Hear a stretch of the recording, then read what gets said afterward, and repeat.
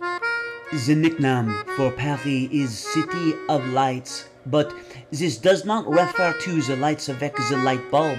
No, it refers to how when one experiences her beauty, she will fill up even the deepest, darkest regions of your heart avec light. Enough light to read a book by, even a book with very small printing. You ask me, is this true for everyone? And I say to you, oui. And no, not for this girl. This girl has pulled the curtains around her heart, and these curtains are made of a blackout material that will not allow the light of Paris to entrer. This is her story. It is called simply The Saddest Girl in Paris. Ah, mon Dieu, look at her. Regard how unhappy she is. As a little girl, it's not like she dreamed of being the saddest girl in Paris. No, no, no, no, no.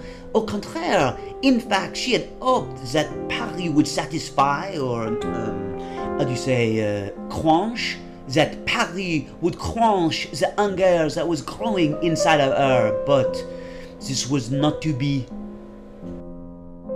She gazed long and wide for the answers. As far as the eye could see, she searched for the way to turn her frown upside down. But sadly, all she could see were the tops of buildings and some trees, a number of cars, a handful of people here and there, but no answers.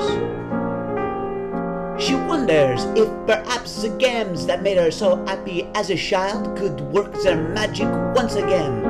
Like an exhilarating game of peekaboo, or the unparalleled excitement of the carousel, maybe riding an ostrich, or perhaps a mutant turtle. But this idea is stupid. She's not a little girl anymore. She's a woman and needs a woman's inspiration.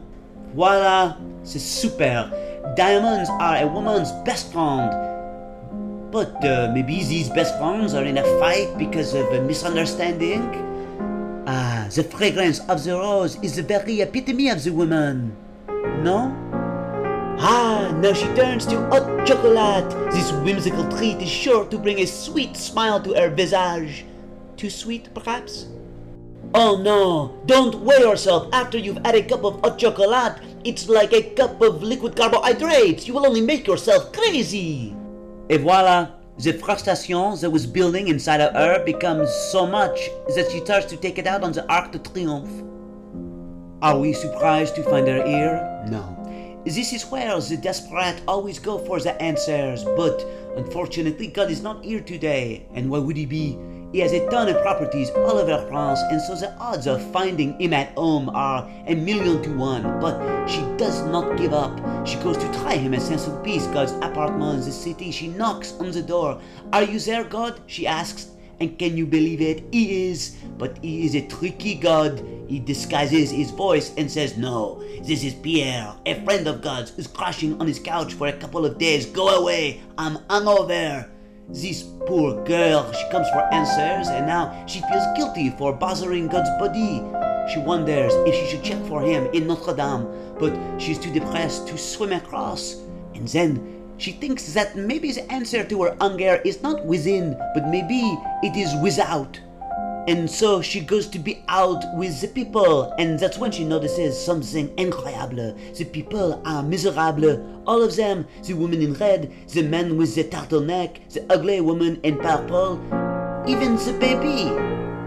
She thinks that maybe she's been approaching this all wrong, that maybe the beauty of Paris is that it's normal to be unhappy, and for a moment that makes her very happy. Sadly, the moment does not last very long. She cries out one last time to God and fate and destiny, but they do not call her back. They don't even leave her a message. And now it is too late anyway. Tomorrow she is to return home just as sad and lonely and miserable as when she first arrived. Her girl, a dream of Paris fulfilling all the longing in her heart was no more. This idea was dead. But wait, what has made her head turn with such velocity? Zut alors! Impossible! And yet, there it was, sitting across the street, a cafe completely dedicated to her favorite fish, salmon. Her struggle makes so much sense now. Of course she wasn't able to find what she was looking for, because how could she know it even existed? A restaurant with salmon in every dish. This is a dream out of reach for even the dreamer, but today the dreamer has become the dreamed. Perry has taught her, and maybe all of us, a very valuable lesson.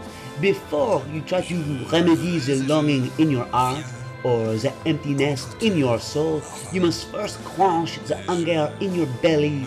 Thank you, Perry. You are as wise as you are beautiful. Je t'aime.